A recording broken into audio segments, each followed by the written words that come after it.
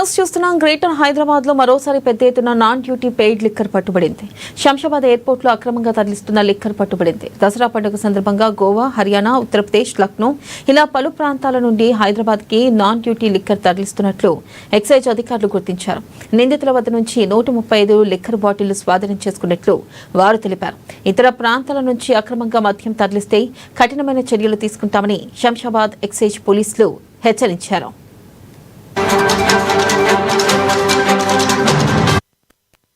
Duty paid liquor Goa, Haryana, Uttar Pradesh, Lucknow తదితర రాష్ట్రాల నుంచి రాబోయే దసరా పండుగ సందర్భంగా విచ్చలవిడిగా అట్లాంటి మద్యం మన రాష్ట్రానికి వస్తుందన్న ఖచ్చితమైన సమాచారం మేరకు ఈ రోజు ఆర్జీఐ ఎయిర్పోర్ట్ పరిసర ప్రాంతాల్లో వెహికలర్ చెక్ ను శంషాబాద్ ఎక్సైజ్ యూనిట్ తరఫున నిర్వహించడం జరిగింది. ఈ తనిఖీల్లో భాగంగా కేవలం రెండు ఫ్లైట్లు తనిఖీ చేయగానే మాకు దాదాపు 135 బాటిళ్లు సీజ్ చేయడం జరిగింది.